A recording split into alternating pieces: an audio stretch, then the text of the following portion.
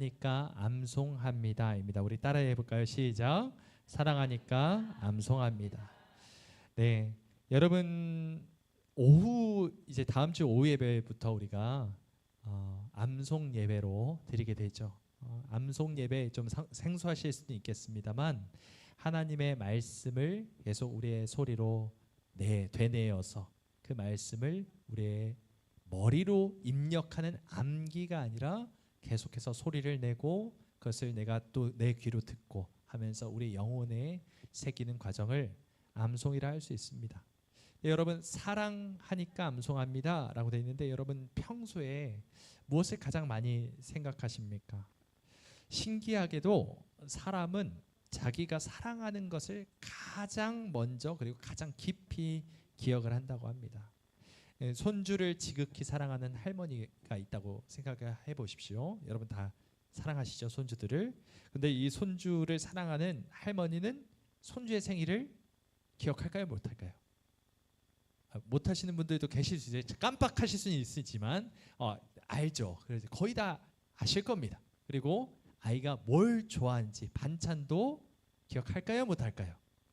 너무 애기라서 젖밖에 우유밖에 먹지 못한다 하는 분들도 계시겠지만 조금 큰 아이들을 생각하면은 무슨 반찬을 좋아하는지 압니다. 그리고 지난번에 만났을 때 했던 사소한 말 한마디도 기억하고 또 챙기기도 하죠. 외우려고 애씁니까? 그렇지가 않습니다. 그냥 사랑하니까 관심이 있으니까 그냥 이 아이가 무엇을 좋아하는지 무엇을 기뻐하는지를 유심히 보게 되고 그러다 보니까 기억이 나는 겁니다. 여러분 오늘 우리가 함께 읽은 이 신명기 말씀은 유대인들이 쉐마 들으라 쉐마라고 부르는 구약성경 전체에서 가장 중요한 말씀 가운데 한 말씀입니다. 유대인들은 이 신명기 6장 4절부터 9절의 말씀을 아침 저녁으로 매일 2번 이상을 암송한다고 합니다. 그만큼 유대인들의 가장 중요한 말씀 중에 하나입니다. 그런데 오늘 이 시간 이 말씀을 통해 우리가 암송이 무엇인지를 생각해 보길 원합니다. 다음 주부터 이제 암송 예배를 드리게 되는데 암송이 과연 무엇인지 그리고 암송의 유익이 무엇인지를 나눠 보겠습니다. 먼저 첫 번째 우리 한번 읽어보겠습니다. 시작. 말씀 암송은 하나님을 사랑하기 때문에 하는 것입니다. 말씀 암송은 하나님을 사랑하기 때문에 하는 것입니다. 우리 5절 말씀 함께 읽어보겠습니다. 시작. 너는 마음을 다하고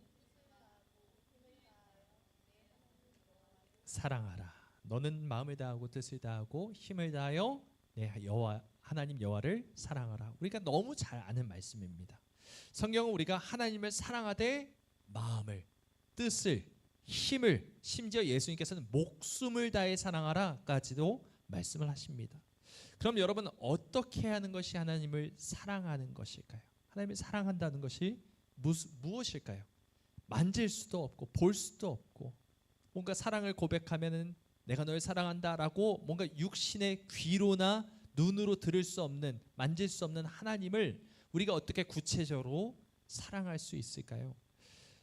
내 마음을 다해 힘을 다해 목숨을 다해 주님을 사랑하는 방법을 바로 그 다음 절에 구체적으로 말씀하십니다. 우리 함께 읽어보겠습니다. 시작.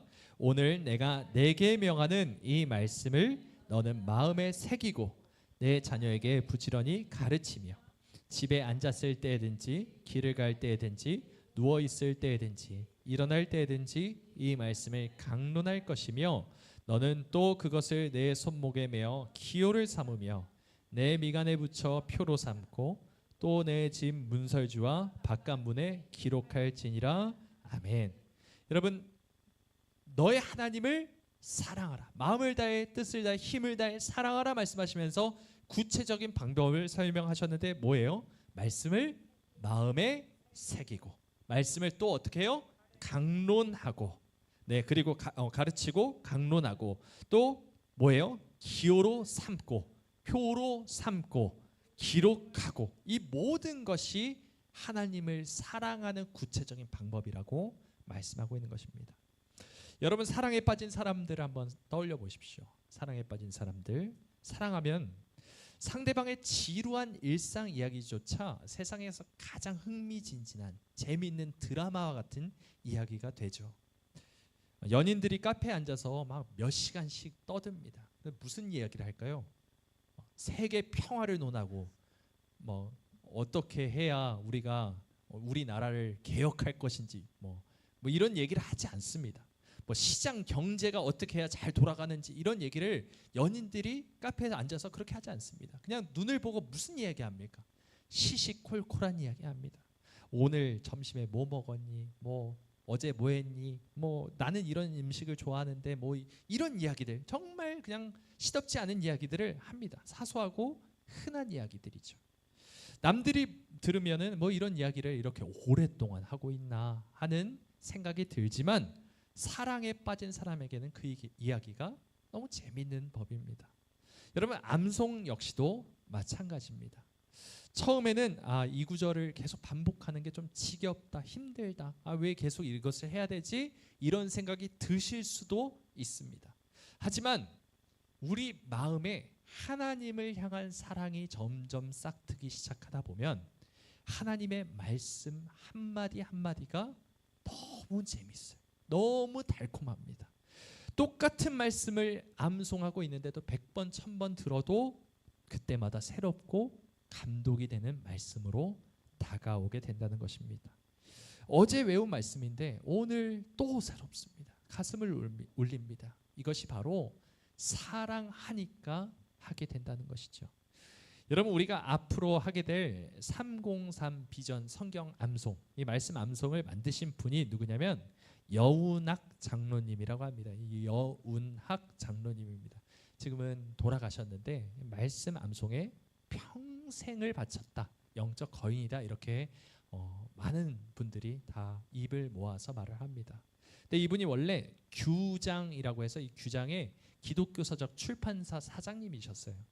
그런데 이분이 57살, 57세 되던 해에 건강이 너무 안 좋아지셨습니다. 너무 안 좋아지셔서 거의 병상에서 다 죽어가고 있을 때 어느 지인이 권유를 합니다. 그래서 예수님의 말씀 중에서도 산상수훈 있잖아요. 그 마태복음 5장부터 7장까지 111절 되거든요. 111, 111절 그걸 한번 다 외워보세요. 이렇게 권유를 한 거예요. 그래서 이 장로님이 그냥 모르겠다, 마치 그냥 바짓가랑이 붙들고 늘어지듯 이 말씀 암송을 하기 시작을 합니다.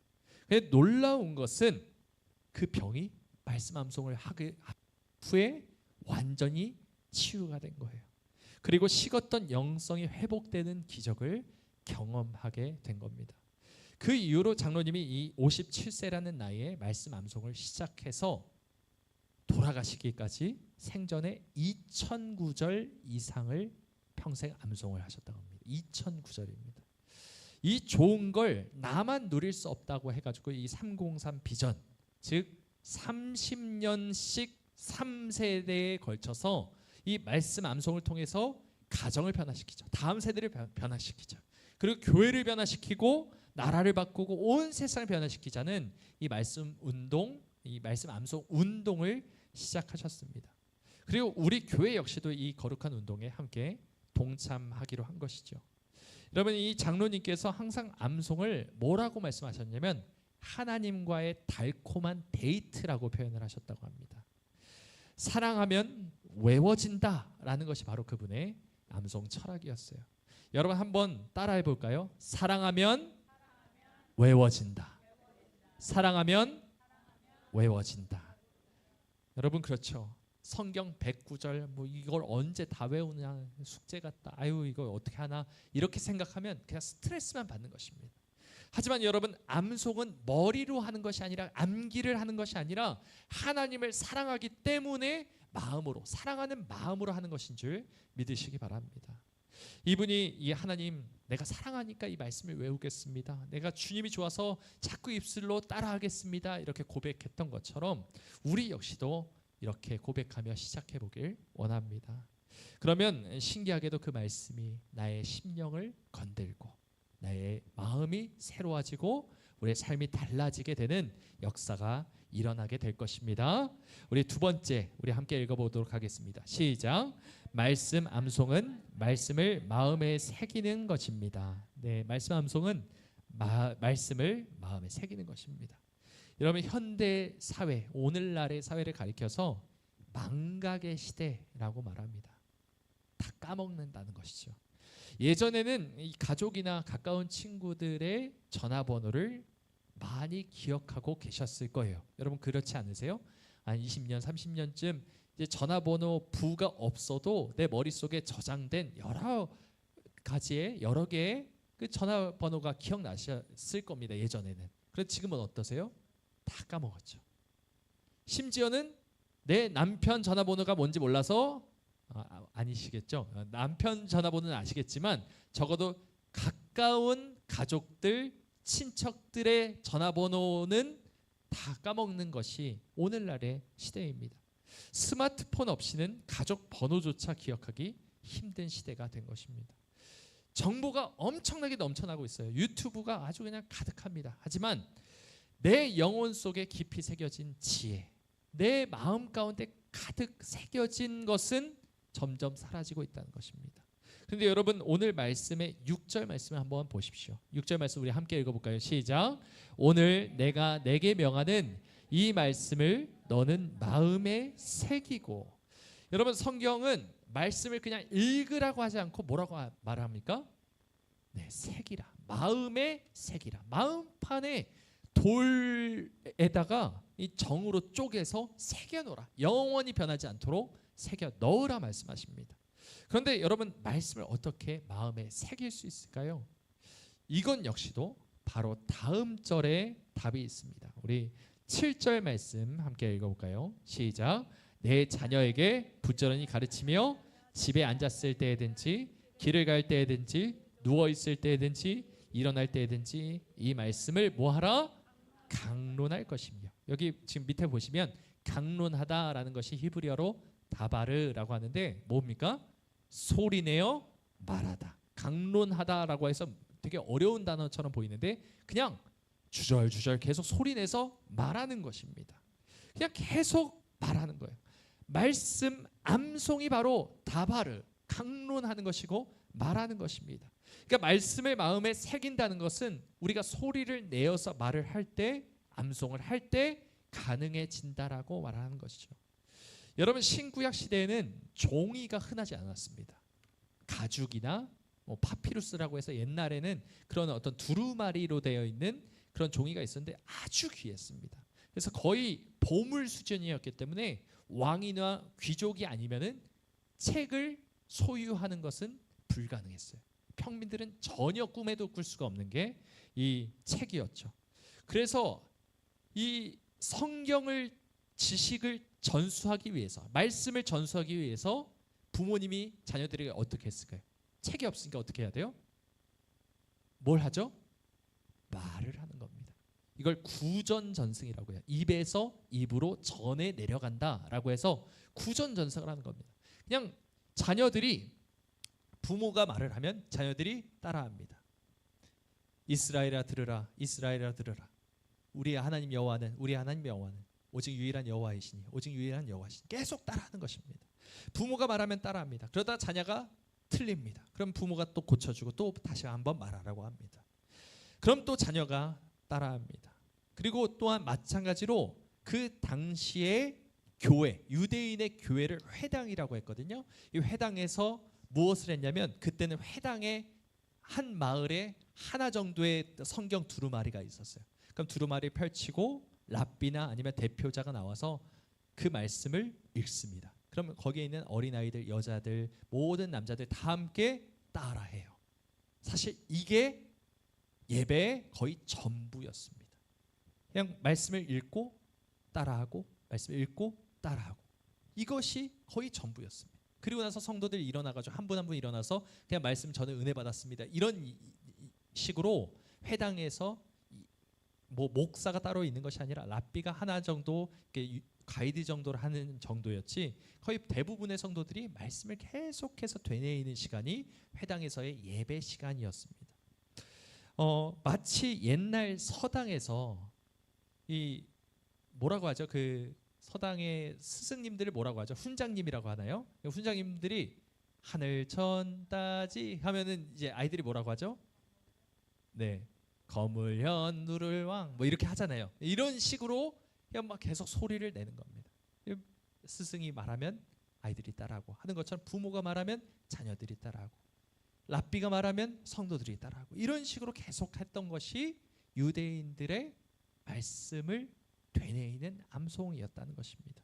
계속 이렇게 반복해서 외우는 것이 유대인들이 성경을 가르치고 강론하는 방법이었습니다. 여러분 예수님 역시도 회당에서 성경을 읽으셨어요. 그 큰 소리로 외치셨습니다. 초대교회 성도들도 편지가 도착하면 모입니다. 그리고 그 바울 서신이나 베드로 서신이나 이런 편지들을 쫙 펼쳐 읽고 한 사람이 쭉 읽습니다. 따라 말하기도 하고요. 그리고 이렇게 내용을 입에서 입으로 마음에서 마음으로 전하는 것이 이 성경 모든 성도들이 했던 방식입니다. 여러분 오늘날 우리는 책도 있고 성경 어플도 있고 오디오 성경도 있습니다. 근데 우리가 대부분 어떻게 읽습니까? 성경을 편하게 눈으로만 보거나 귀로 듣고 그렇게 귀로 듣죠. 잘 말하지는 않습니다. 중얼중얼 소리내서 말하는 것은 잘 못합니다. 현대인들이 대부분 그렇습니다. 유튜브를 봐도 TV를 봐도 영화를 봐도 눈으로 보고 귀로 듣는 것은 잘합니다. 하지만 말을 잘 못하죠. 말을 안 합니다.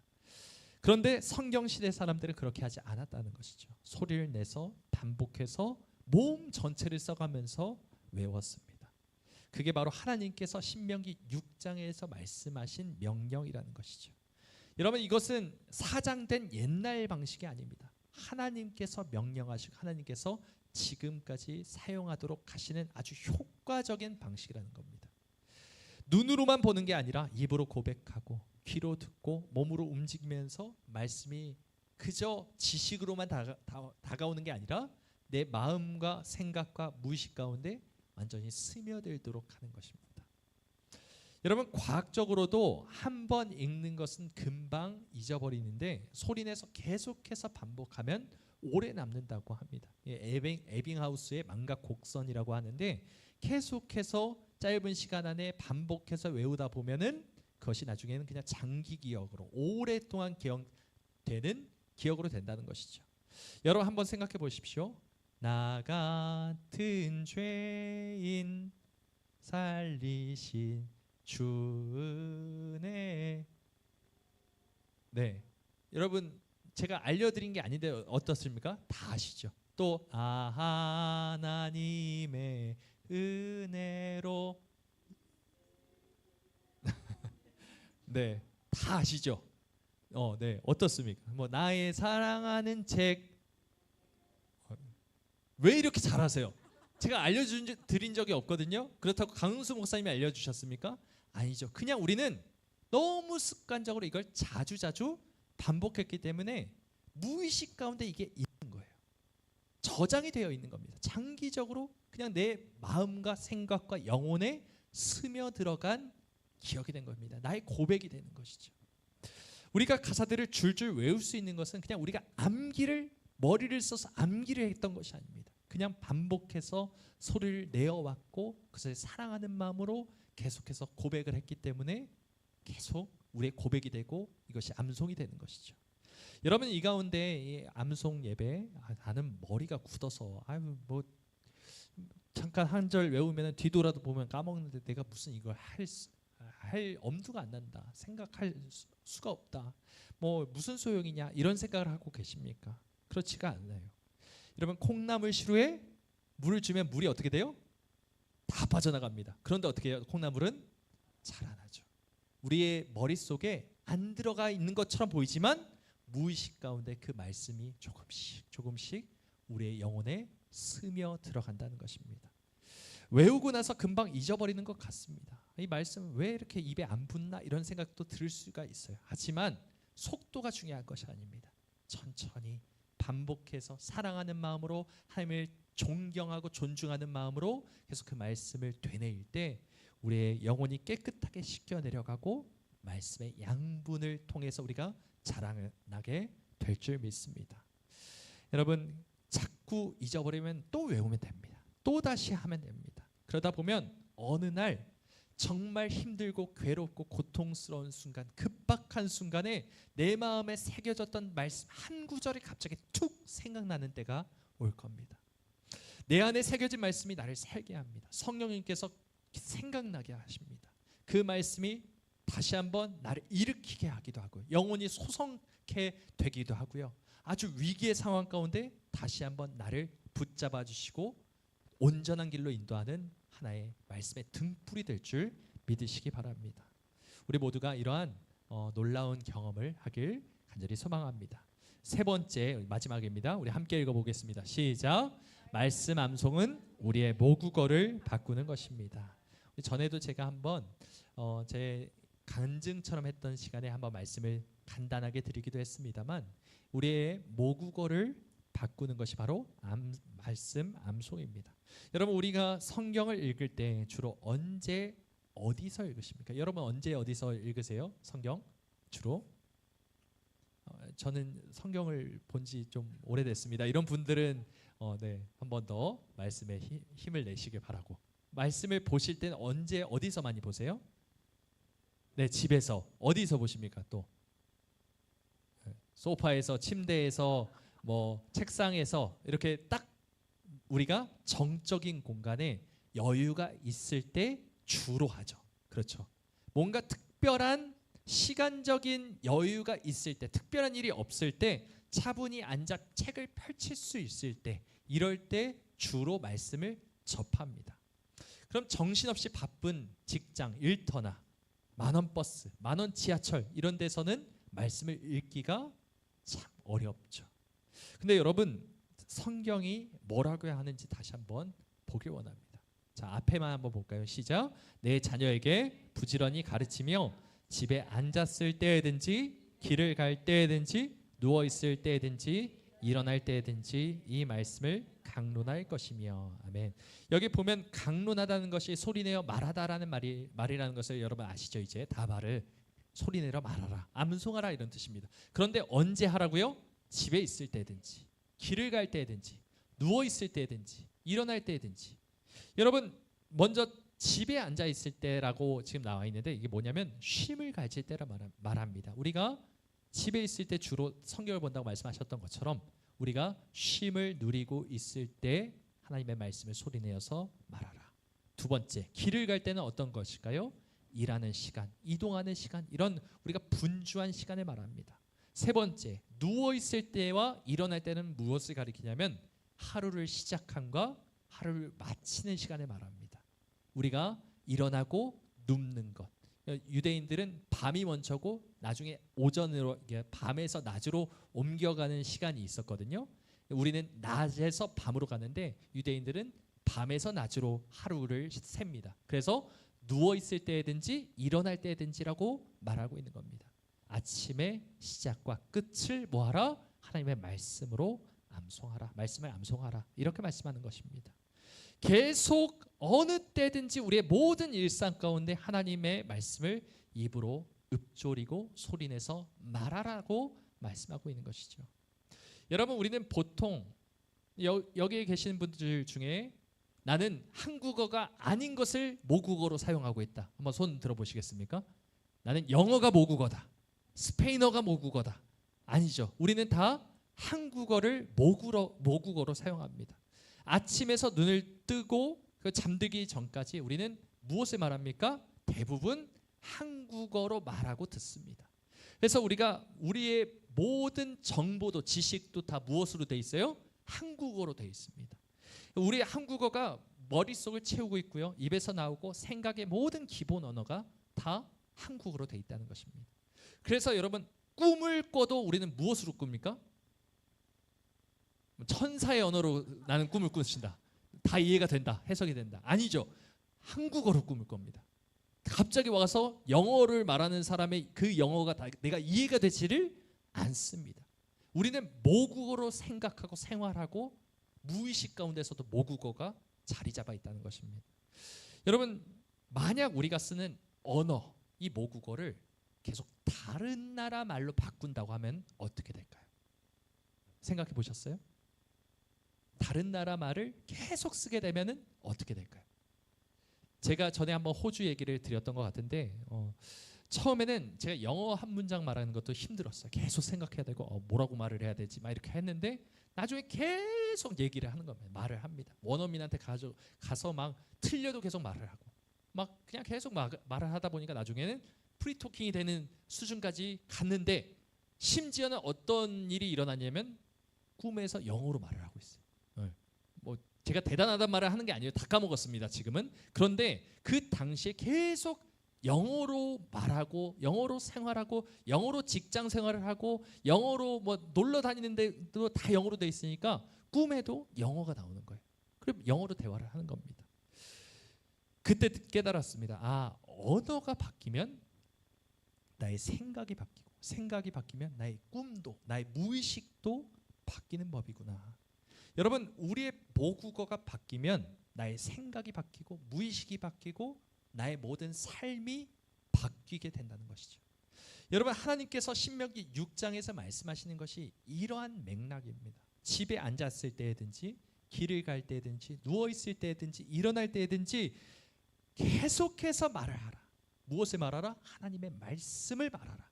이 말은 우리의 삶 가운데 계속 생활에 되어야 된다는 것이고 우리의 모국어를 바꾸라 하시는 것입니다. 우리의 머릿속을 채우는 기본 언어, 우리의 기본 언어는 우리의 원래 모국어는 세상 언어입니다. 돈이 없네, 시간이 없네, 건강이 너무 부족하네, 뭐 건강이 안 좋네, 일이 잘 안 풀리네. 계속해서 걱정과 불평과 비교와 두려움과 욕심과 이런 일들, 이런 생각들과 이런 말들을 우리는 기본적으로 하는 사람들이었어요. 근데 예수님을 만나서 우리가 구원을 받았지만 우리는 분명한 훈련, 암송 훈련을 해본 적이 없습니다. 그러다 보니까 계속 우리의 삶에 우리의 입술 가운데 불평, 원망, 다른 사람을 시기 질투하고 뒷담화하고 이런 죄성이 계속해서 나오는 거예요. 우리의 죄를 잠재워주고 계속해서 억제해주고 하나님의 말씀을 우리의 심령 가운데 계속 새김으로 우리 입술이 그냥 무의식 가운데서 툭툭 하나님의 말씀이 튀어나오게 해야 한다는 것이죠. 근데 우리는 그렇게까지 하지 않습니다. 굳이 그렇게까지 해야 되냐? 하나님께서는 내가 거룩하니 너희도 거룩하라, 내가 완전하니 너희도 완전하라 말씀하셨는데 우리는 너무 적당히 하고 있을 때가 있다는 겁니다. 적당히 이 정도 했으면 충분하지 않나 라고 생각하며 우리를 합리화하고 타협하죠. 하지만 하나님께서는 이렇게 말씀하십니다. 어느 때든지, 잠잘 때도 일어날 때도, 어느 때든지, 일을 할 때도 집에서 쉴 때도 항상 하나님의 말씀으로 너의 언어를, 너의 모국어를 바꿔라 말씀하십니다. 여러분, 처음에는 어색합니다. 제가 호주에서 영어 한 문장 쓰기도 힘들었던 것처럼 여러분 마찬가지일 겁니다. 이 말씀을 계속 성경 구절을 소리내서 외우는 것이 부자연스럽고 안 맞는 옷을 입는 것 같고 뭐하고 있나 이런 생각이 들 수도 있습니다. 하지만 암송을 계속해서 반복하면, 소리를 내어 반복하면 어떻게 될까요? 제가 꿈속에서 영어를 말하고 있는 것처럼 여러분 꿈속에서 하나님의 말씀을 말하게 되고 하나님의 말씀이 들리게 되고 하나님의 말씀으로 생각하게 되고 하나님의 말씀의 눈으로 이 세상을 살아가게 된다는 것이죠. 여러분, 이제는 우리가 모국어를 바꿔보길 원합니다. 우리가 세상 언어를 계속 썼으면 이제는 하나님의 말씀을 날마다 되뇌이고 조용한 방에서만 읽는 성경책이 아니라 바쁜 일상 속에서도, 지하철 안에서도, 일터에서도, 누워있을 때도 일어날 때도 우리의 언어가 하나님의 말씀이 될 수 있도록 날마다 힘쓰는 우리 모두가 되길 원합니다. 말씀을 맺겠습니다. 오늘 신명기 6장을 통해서 세 가지를 나눴죠. 먼저 말씀 암송은 하나님을 사랑하기 때문에 하는 것입니다. 어디다 써먹으려고 하는 것이 아닙니다. 그냥 사랑하니까 하는 거예요. 이게 무슨 뭐가 유용한데요? 이게 뭐가 유익한데요가 아니라 그냥 하나님을 사랑하면 하나님의 말씀을 익히게 되는 거예요. 그냥 외우게 되는 겁니까? 주님을 사랑하는 마음으로 암송을 하는 우리 모두가 되길 원합니다. 두 번째로 말씀 암송은 말씀을 마음에 새기는 것이라 말씀하였습니다. 암송을 하면 말씀이 마음에 깊이 새겨집니다. 자꾸 잊어버려도 계속 하다 보면 필요할 때 그 말씀이 언젠간 툭 튀어나와 우리 인생을 좌우하는 강력한 말씀이 될 줄 믿으시기 바랍니다. 세 번째로 암송은 우리의 모국어를 바꾸는 것입니다. 세상의 말이 아니라 하나님의 말씀이 우리의 생각과 우리의 삶의 모국어가 되길 간절히 소망합니다.